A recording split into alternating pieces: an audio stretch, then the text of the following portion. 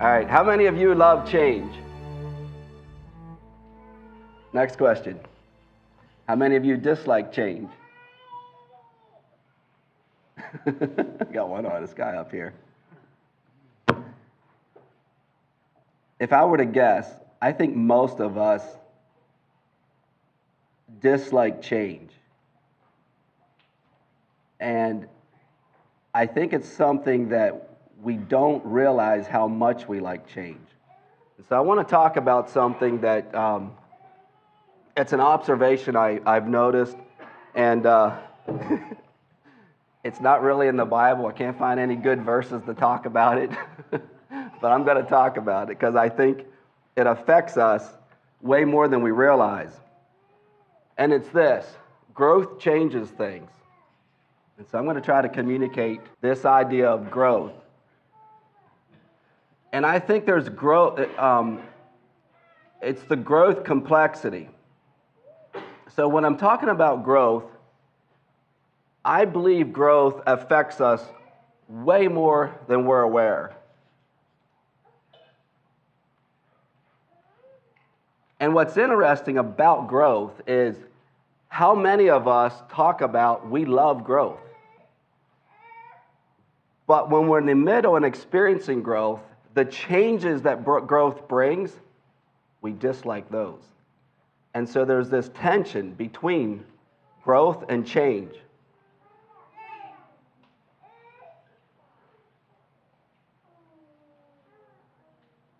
As Cy Wadle says,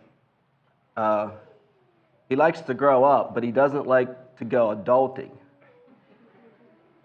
And we've coined that in our household. When somebody has to take on responsibility, I felt that way myself. I don't like to go adulting. And that's what growth does to us. It expands us. We have to change, and we have to go adulting.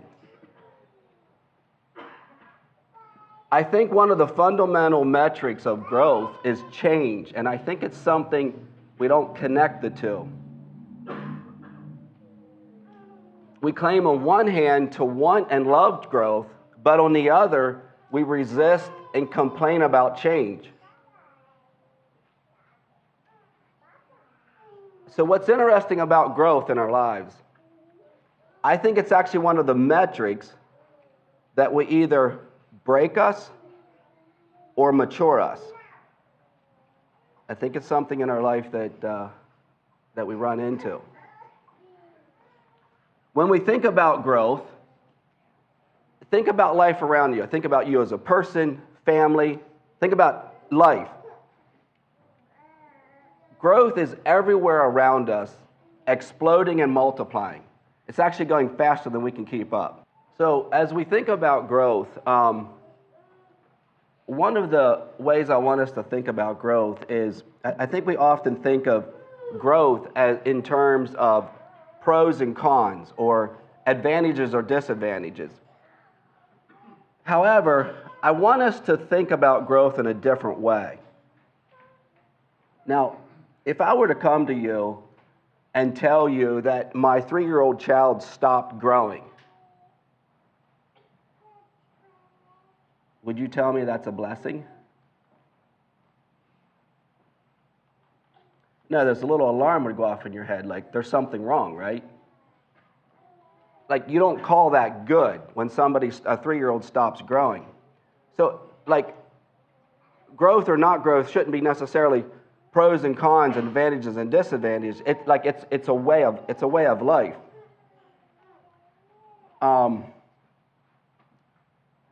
So I'm gonna try to explain it with another example. So let's think about family growth, and where I'm going with this is church growth. So when we think about family growth, changes things. Church growth changes things, and ministry growth changes things. And as we think about all those changes in our life is almost all directly from growth. So let's think about family growth and how it changes. What is there not to love about a big family? How many people get married and I don't know, maybe some people say they only don't want children. I don't know. I was never one of them. I wanted a decent sized family. I was never sure if I wanted a big family. I don't know if I ended up with a big family or not. I'll let you decide that.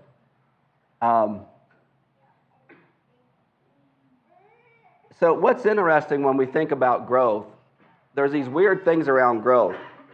Some people look at big families and little families, and there's suspicion. People get suspicious around growth. They get suspicious around church growth, about family growth, around mission growth. Some people love it, some people don't. But I want to try to communicate through the family the complexities that come with growth, okay? So, Julianne and I got married, and I thought about putting pictures up here of us being married and, how nice that looks. But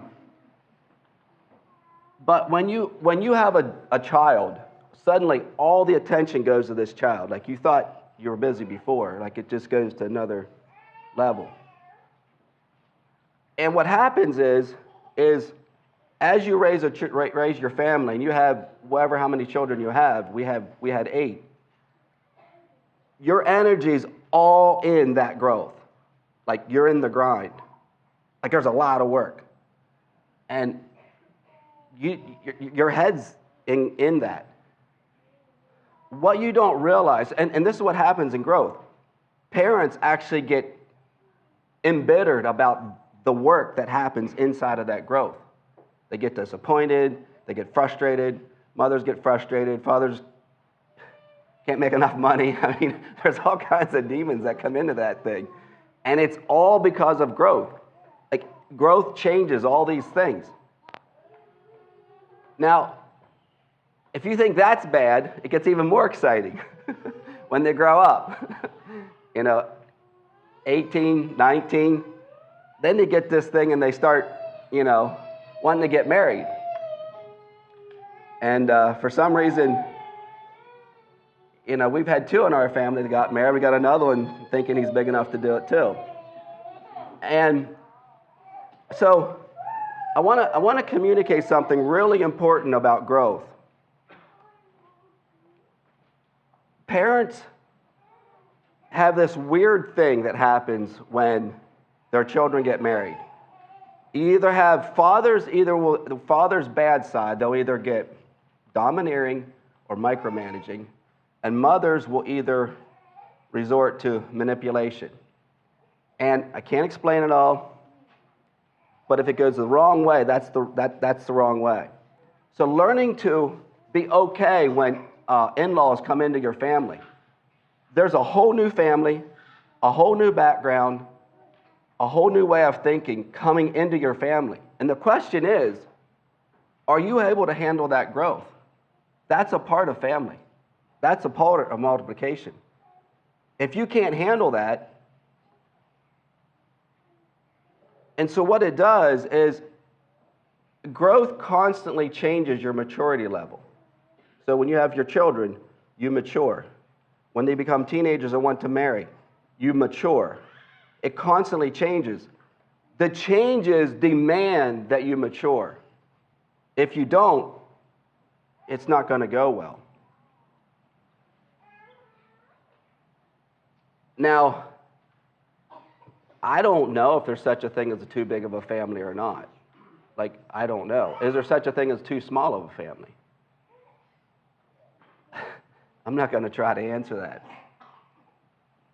But no matter what the size of your family, you will have to understand those changes in life. Now, if you embrace growth as your family grows, it's a very beautiful thing. It's a very impactful thing. You start to impact the community. Your children go out and marry and they do whatever. You impact the community. You don't even know what they're doing per se. That's a beautiful thing, and we want every family to experience that.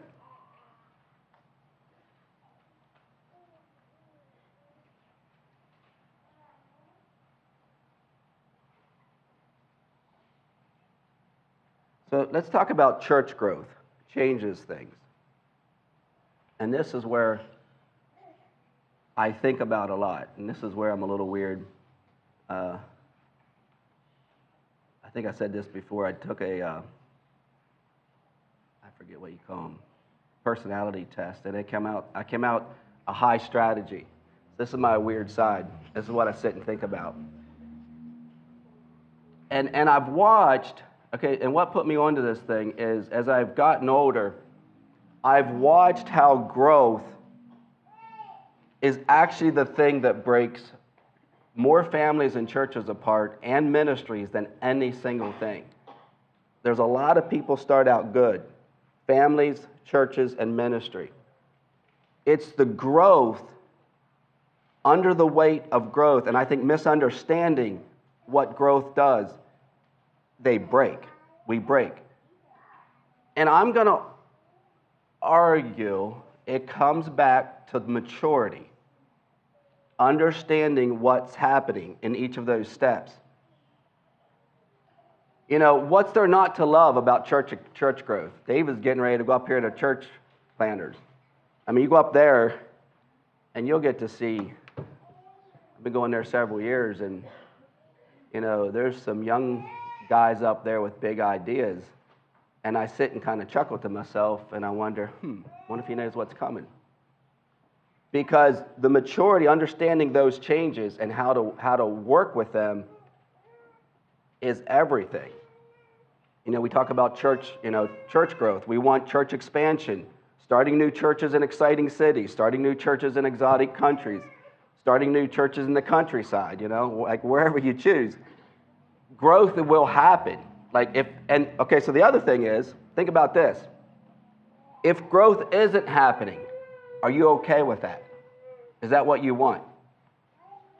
If Julia and I got married and we actually couldn't have children for a couple years, you know, is that good? Sometimes we have to accept that, and that's not easy, but it's not normal. You start a new church and you stay the same 3 families for 20 years. Is that healthy? Is that good? Think about this. What are one of the reasons the next generation wants to stay with us, with you as a family, with you as a church? What are one of the reasons the next generation will stay with us?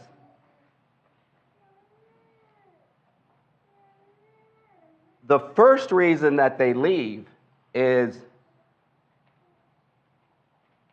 usually bad leadership at some point. That's one of the first reasons that they normally leave.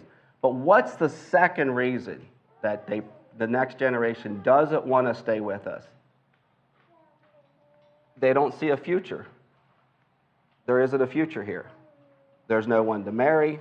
There's nothing bigger than just your family. Like if your church is no bigger than your family, the chances of you keeping your children are very, very slim. But with growth, changes come. And I don't think we understand how those changes impact us. And if we have to be okay with different families coming into the church, different backgrounds, and learning to look at that as an asset, not a liability. Like, it's what God wants us to do. The in-laws that come into our family, I look at them as an asset, not liability. They're going to contribute to the greater cause.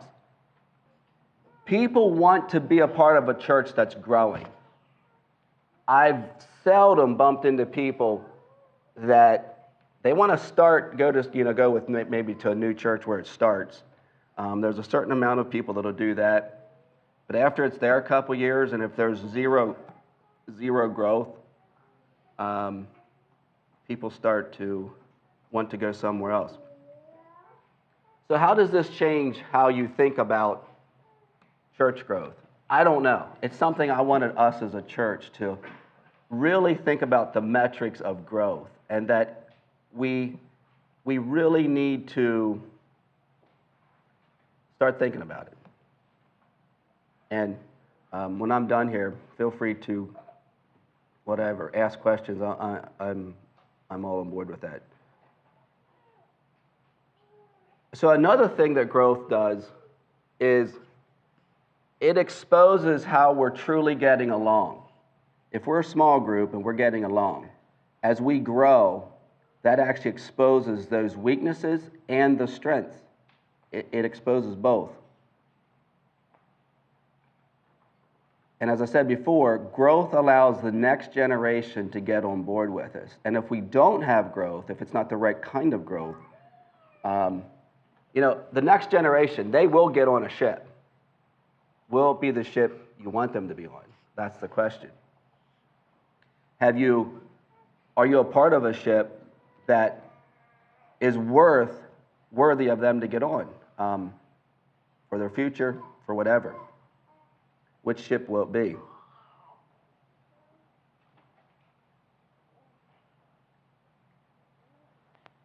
I said the two main reasons that I see the next generation leave, I said it was leadership. I actually think people fighting or not getting along with one another is probably the number one reason that the next generation leaves. And the second is they don't see a future. You'll see young people move all over the map for a future. And I don't think we realize the power of that. So what I find interesting is as people are mature in their stage of life, they have purpose. They aren't restless. They actually can find purpose in that. And I think it's a very beautiful thing. So here's a quote, and I told this to you guys before. It says, "The person who is in love with their vision of community will destroy community. But the person who loves the community around them will create community everywhere they go." And I see this in fathers, and I see this in church leaders. There's a temptation for fathers to take their family somewhere, and they have this ideal in their head as to what family life means, what it means to them. And they usually, they move all over the map, they do different things, they change, they chase a lot of ideas, but they have this idea of this vision of family. And they will sacrifice their children for that vision. And it's very interesting to watch. They claim to love their family, but they don't. They love their vision of family, which ends up being it's self-centered. And that's a little hard. I probably need time for me to communicate that. I see it over and over. I see in church life the very same thing happening. I see men fall in love with their vision of church, okay? And they do it at the expense of the people. They don't love the people around them. And they wonder why people leave. It's because they're in love with their vision of community or church or family, but they don't love people around them. You watch someone that loves people, and they will create community. I love this quote. I think it's very powerful.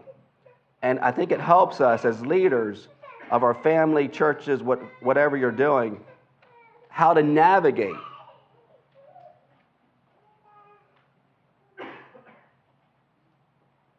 If you watch one of these families or one of these churches that have this problem, there will be no growth. It's directly connected. It's very interesting for me to watch. Here's another one. Ministry growth changes things.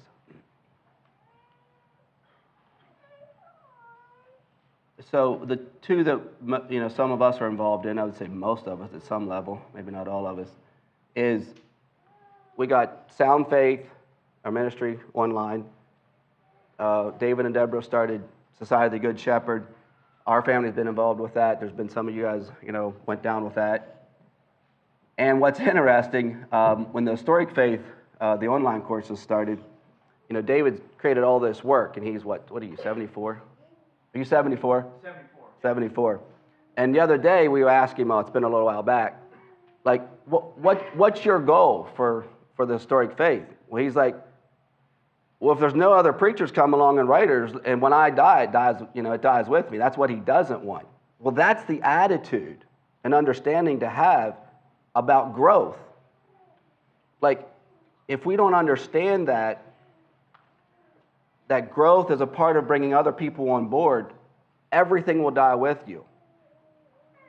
So it's just an interesting thing that I have really watched and thought about. And what's interesting to me is how growth will either break us or mature us. And, how big should a church get? I honestly don't know. How little should a church be? I think the Bible is clear that churches start out small. I don't think there's anything wrong with small. Do I like something great big? I'm not sure if it's too big, I get scared. But we do need to be growing, and it's how we grow and expand. If you think of the family cycle, think of how a family works. So Julie and I, we're 50. We have 8 children, 2 married, third one soon. When all of our children get married, it's this lovely thing where they all come home, this lovely thing. But Julie and I will die someday, and those families will go out.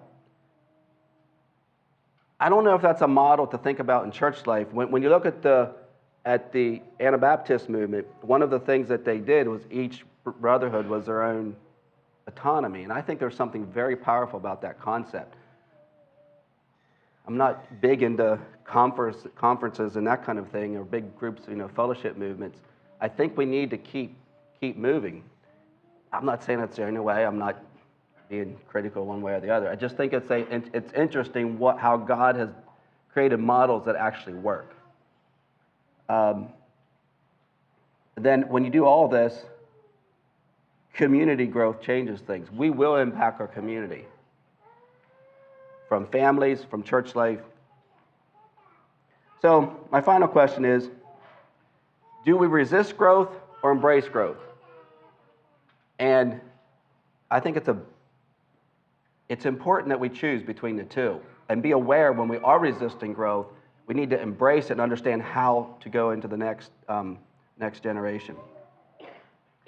My final thought is, people love the vision, but most people dislike the growth journey because it changes things.